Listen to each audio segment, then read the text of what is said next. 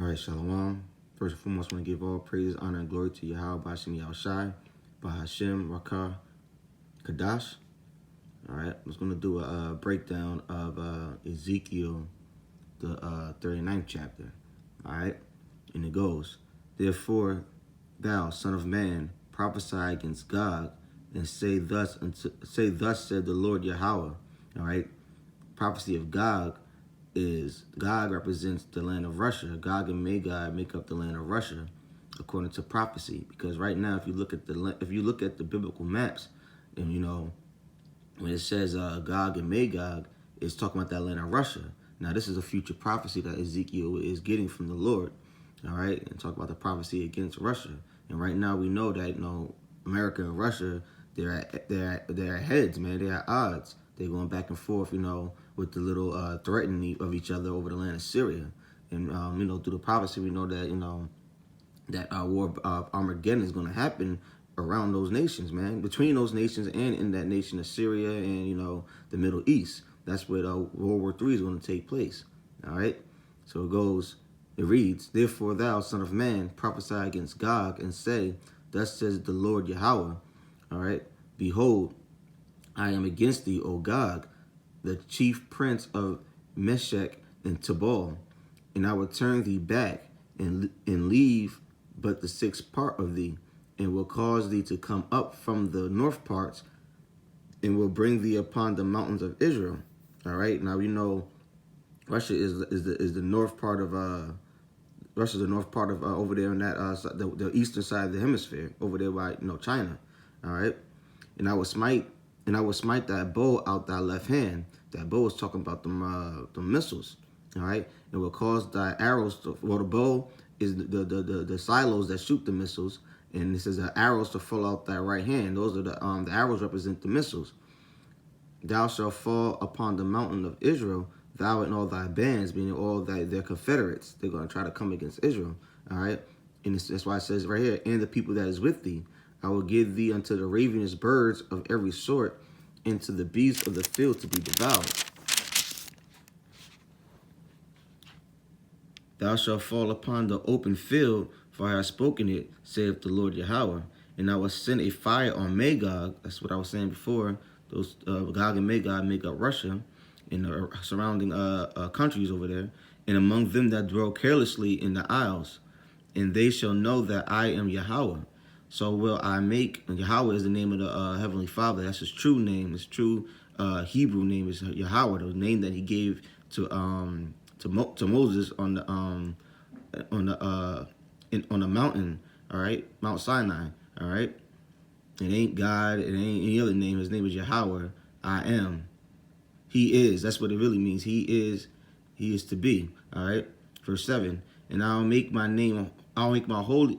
So will I make my holy name known in the midst of my people Israel, and I will not let them pollute my holy name anymore. Right? Because right now, Israel has polluted the Lord's name, because the Lord only dealt with the nation of Israel, which makes up you so-called blacks, Latino, Native Americans, and you scatter Israelites in the four corners of earth, scattered amongst these other nations. The Lord only dealt with us, man, and we have polluted his holy name because he gave us his name. He didn't give these other nations his name, and we also polluted his name by not keeping the law, statute, commandments.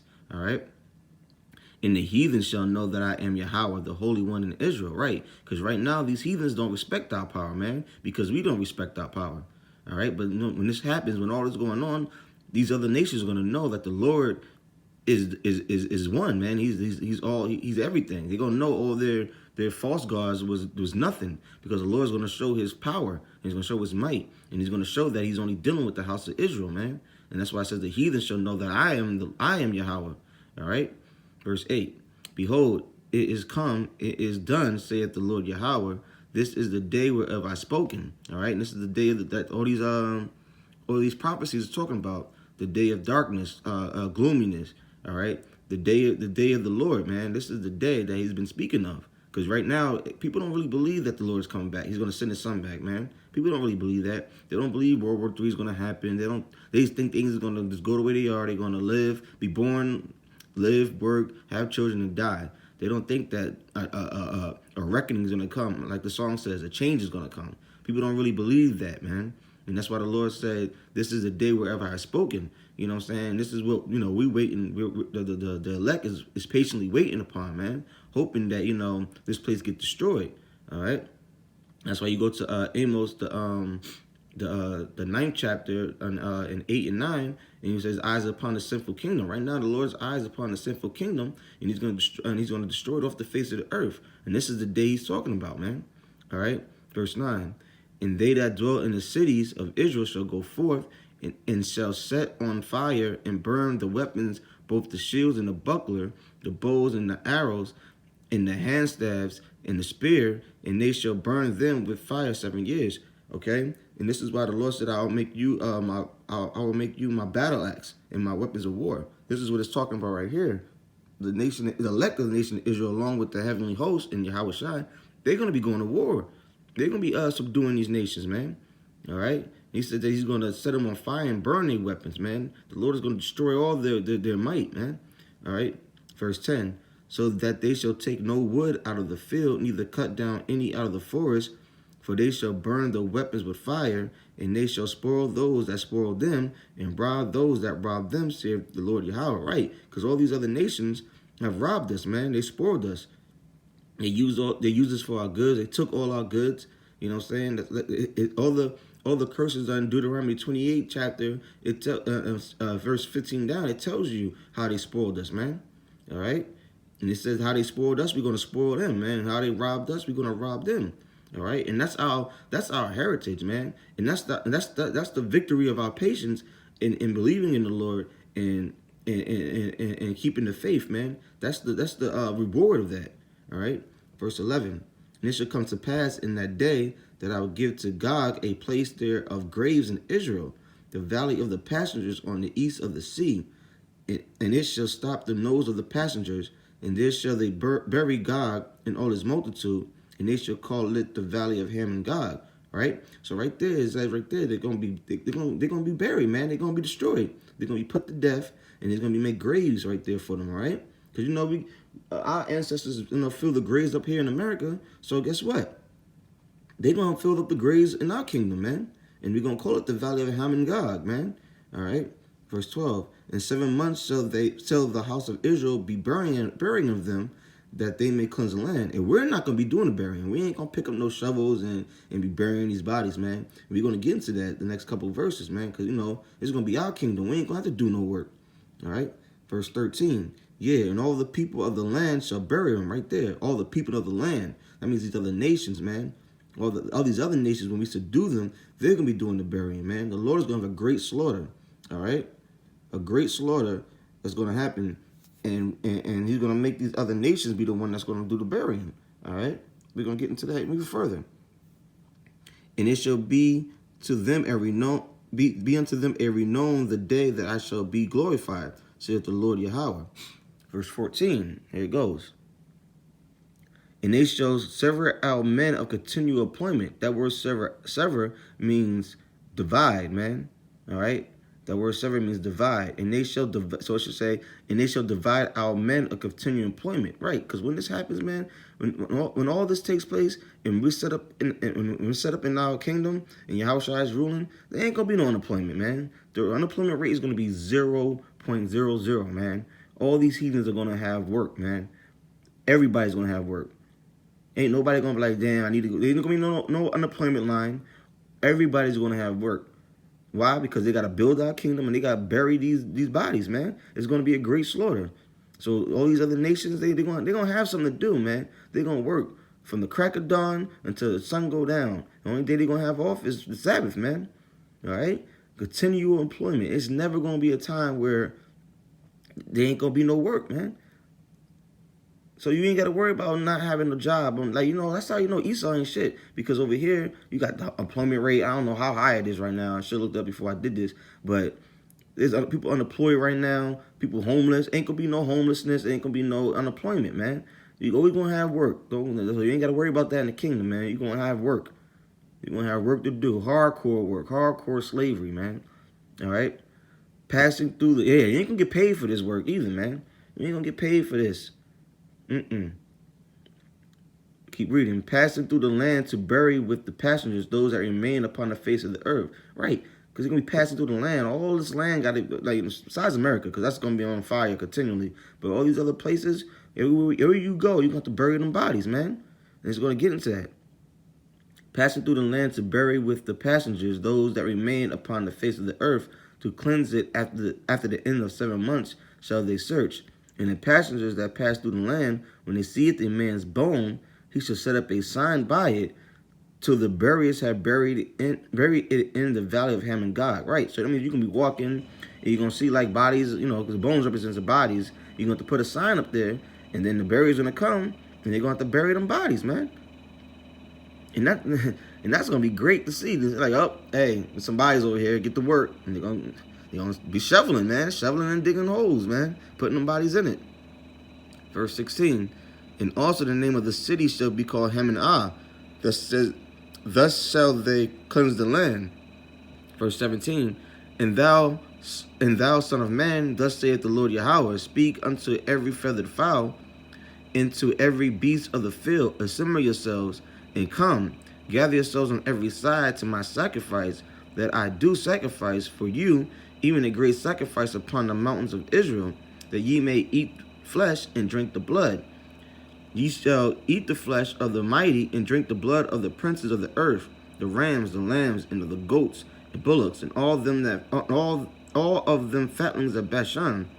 And ye shall eat ye shall eat fat till ye be full, and drink blood till ye be drunken of my sacrifice, which I have sacrificed for you. Right? Because, after all this slaughtering goes on, there's going to be bodies laid on the ground. And the Lord's going to call the like it says, he's going to call the feather fowl and every beast to come eat them bodies up, man.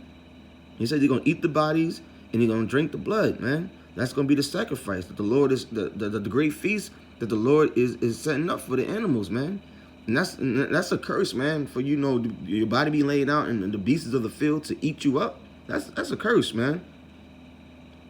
You just laying out in the field dead, and then the flock. You ever see that? You watch like these war movies, and like after the battle's over, you see like ravens and other scavengers bird be over there just picking on the dead flesh. That's what's going to be in this day. But it's going to be on a wide scale of just birds and beasts that's coming through eating them up. And while they still out there eating them up, we're going to have the other nations at a continual employment burying these bodies, man. Burying these bodies. You know what that's going to smell like? All that death?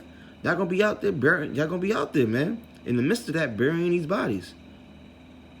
All right? Verse 20.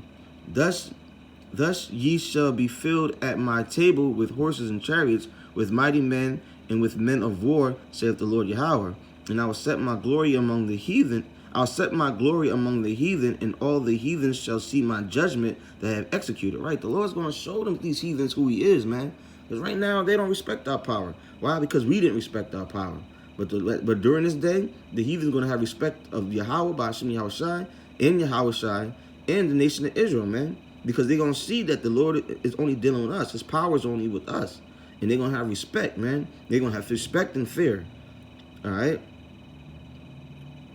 And all the heathens shall see my judgment that I have executed in my hand that I have laid upon them. Right? Because when the Lord lays his hand upon these heathens, man, they're going to feel the wrath of the Lord.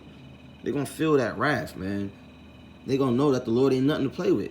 And it's going to be like that forever. They're going to have a whole renowned new respect of Yahweh by Hashem Yahushai. All right?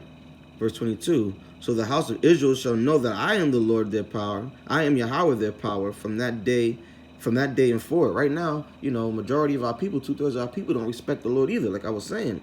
But from this day, Israel, the whole house of Israel, is going to know that the Lord, Yahweh, is only dealing with them and that he is their power. Without him, we are nothing, man. From that day forward. All right? 23. And the heathen shall know that the house of Israel went into captivity for their iniquity, because they trespassed against me. Therefore I hid my face from them and gave them into the hands of their enemies. So fell they by the sword. Right? The nation's gonna know, like, they're gonna know, like, that the reason why we were at such a low state. You know what I'm saying? Because the elites know. of these nations. They know like who we are and why we in this condition. But like the regular peons of these other nations, they don't know what's going on, man. But during this day, they gonna know like, yo, the Lord did this to them because they went off from Him. And now he's back. He's not hiding his face from no more, and he's delivering them, and he's subduing all these nations. The heathen's gonna know, and the house of Israel's gonna know. You know, this is what happens when you go off from us. And this is why the Lord said, I'm gonna put my laws into them, because He's not gonna have us go off no more. All right. But these heathens gonna know, like, yo, their power ain't nothing to mess with, man. Like they gonna know that after this whooping that He gonna put on them, after subduing them, they gonna know, like, yeah, Israel ain't nothing to mess with, and their power is nothing to mess with. Because even back then they called them Al-Shadia, a demon-like power, man. But right now they forgot about that. They forgot about that. Why? Because the Lord hid His face from Israel. All right, He hid His face from Israel, and since He hid His face from Israel, these other nations forgot that our power, man. They forgot how dangerous our power was, man.